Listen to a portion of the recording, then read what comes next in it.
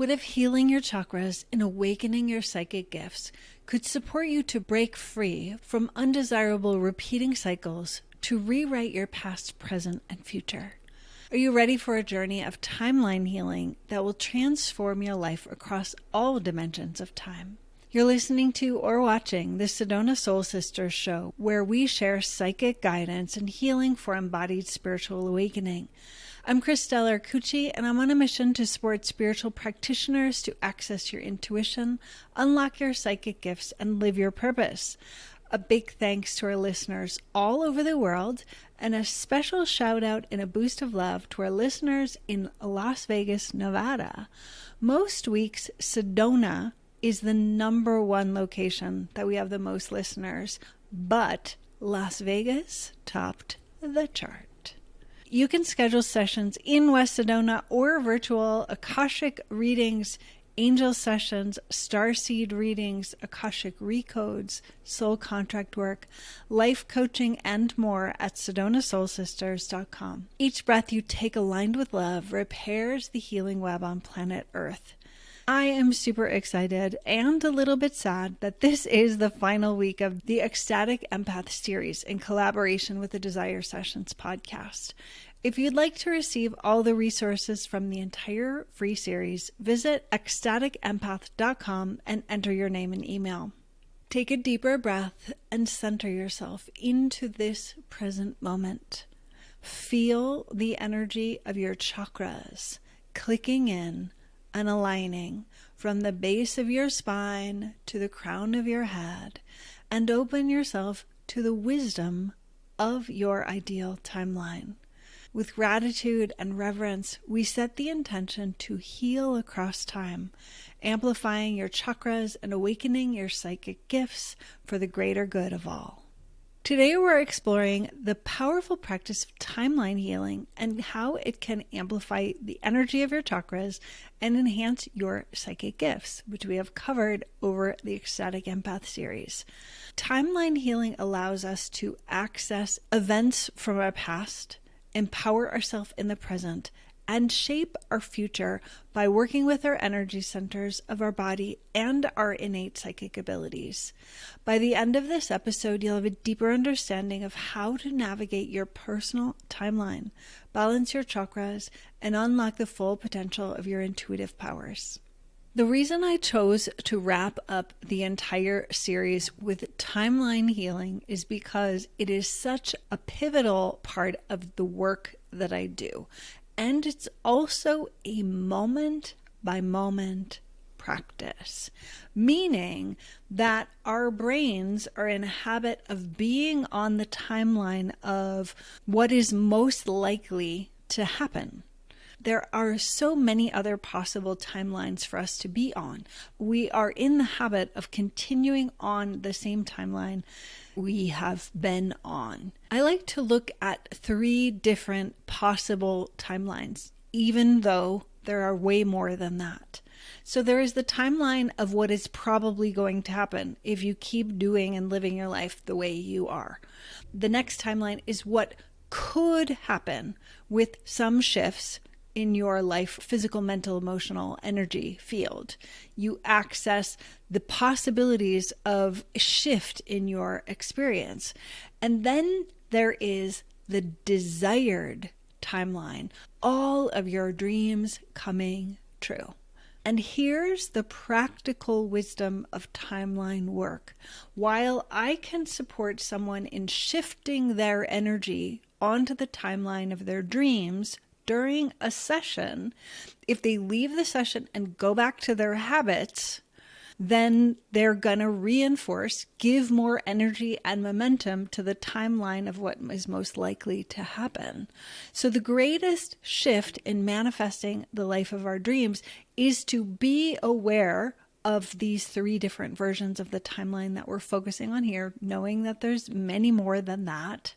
What's most likely to happen, what could happen, your dream timeline. And for the dream timeline to actualize, to manifest, to become reality, the fastest way to do that is aligning the physical, mental, emotional, and energetic bodies. And this is something I so very rarely see happening in the manifestation conversation that's happening out there. They're like going back to The Secret, which was a massive catalyst in the manifestation conversation. It was like, just think about it, put it on your vision board and it will come into being.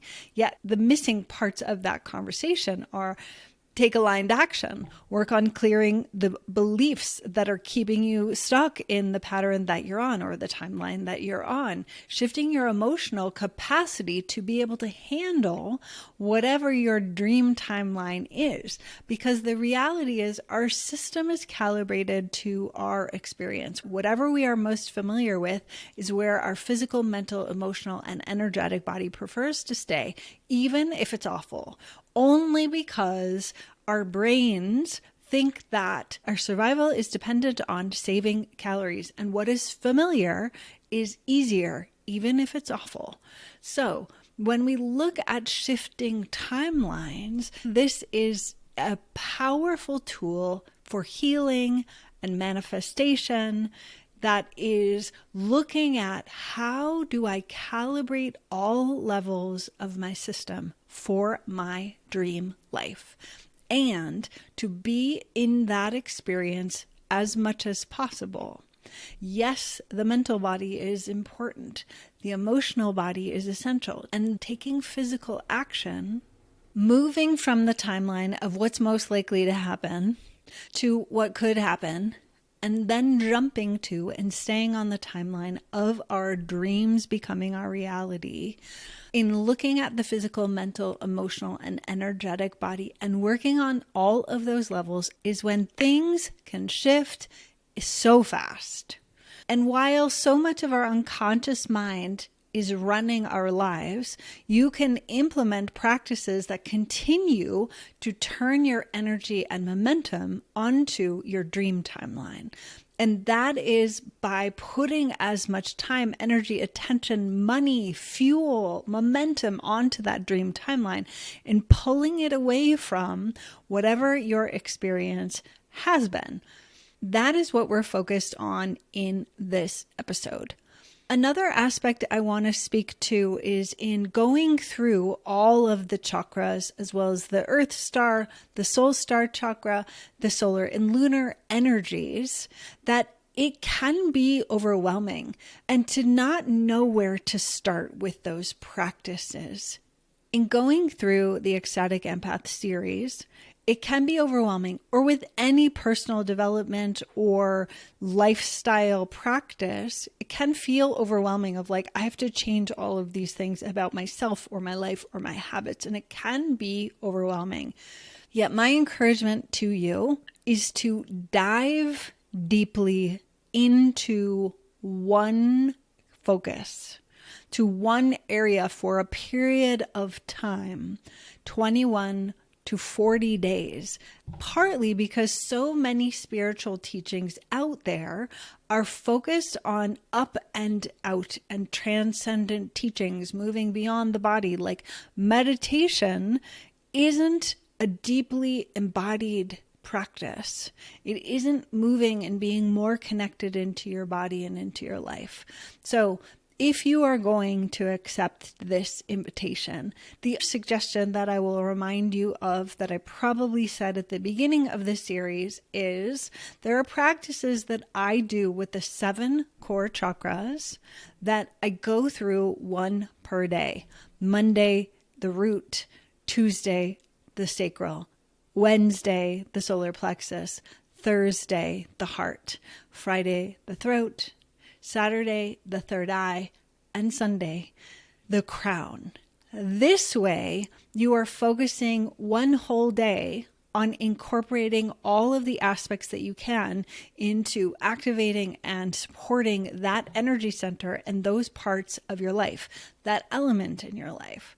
I'm going to go through the 7 core chakras, one per day of the week. You move from just consuming information into bringing it into your embodied experience. One of the things that was super surprising to me about this series is how much it transformed me.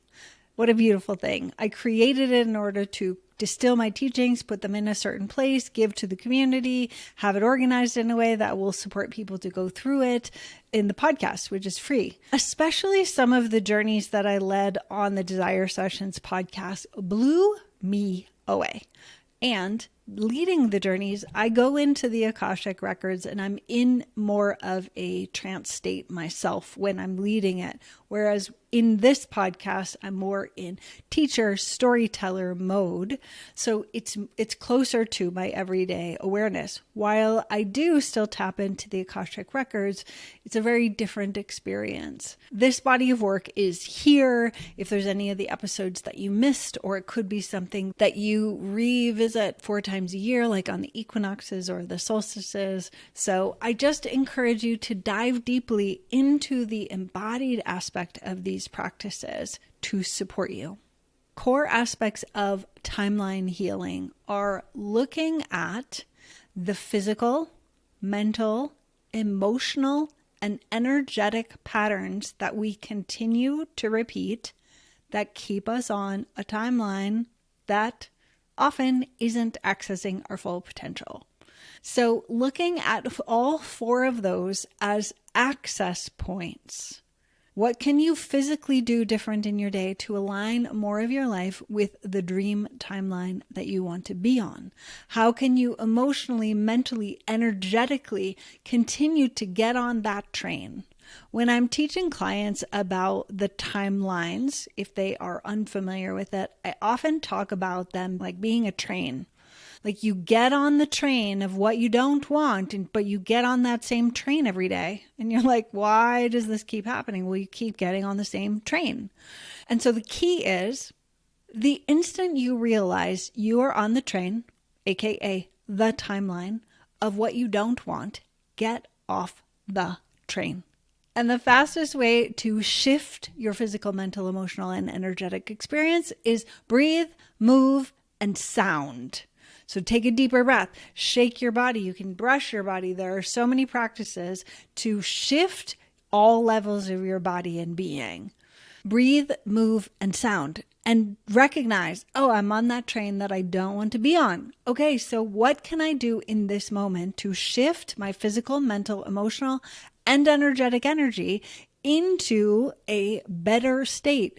Perhaps just onto the timeline of things could be better, things that could happen in my reality if I continue to align all levels of myself with that timeline. Or I can really override what my current level experience might be, and I'm going to focus on being my future self. I'm going to focus on what I want to feel in the moment, which anything is better than the train of the undesirable. But the more you can shift your energy from what's most likely to happen or the same Groundhog Day pattern into what's better possibility, into the dream possibility, it is training.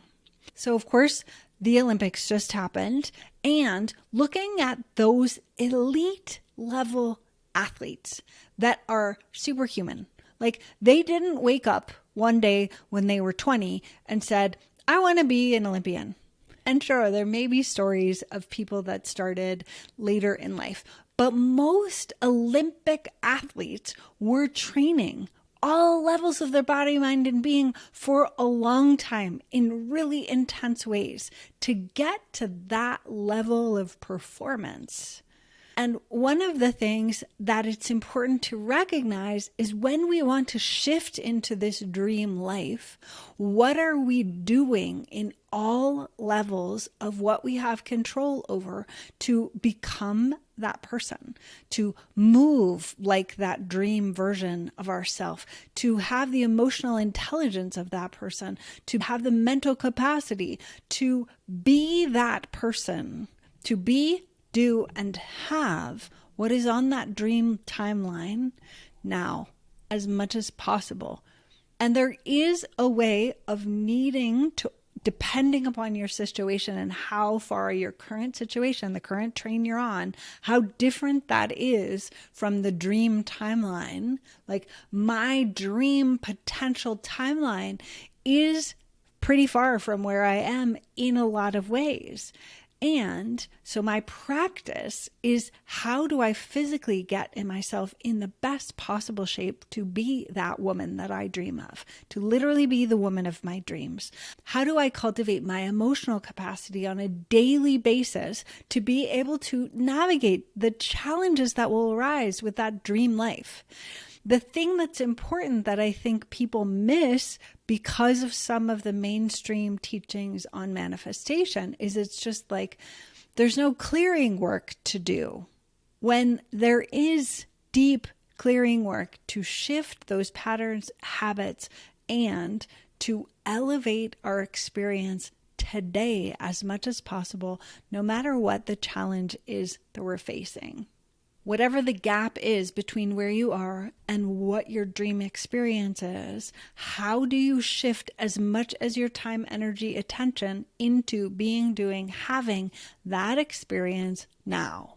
And the mental habits that we are in are hard to change. The mental and emotional patterns are the hardest to change and the easiest to change. And I'll tell you what I mean by that. Because shifting your physical body from where you are now into the dream version of yourself, there may be things that you need to do differently. You may need to change your lifestyle. You may need to walk more. You may need to lift weights. You may need to eat differently. You may need to do a lot of different things and to change how you feel about your body when you're doing them. The mental and emotional and energetic patterns aren't lifting weights, but it is lifting the mental weights of noticing I'm in the habit of thinking this way about my current experience. And if you're alone in your own experience and you don't have that support to create those new habits, how do I reset my mental, physical, emotional body every day to get to the highest level, to become the quote unquote elite level athlete? Physically, mentally, emotionally, energetically, to be the best possible version of myself. And that's what I find is so often missing from the mainstream manifestation conversation, is it's just like you think about it once or put it on your vision board and then it's done. It should manifest. When it's really like, create that life, create that person, create the physical, mental, emotional, and energetic habits that creates that dream life. And in doing that, in recognizing our mental patterns, our emotional patterns, it becomes easier to enjoy the experience that you're having now more fully.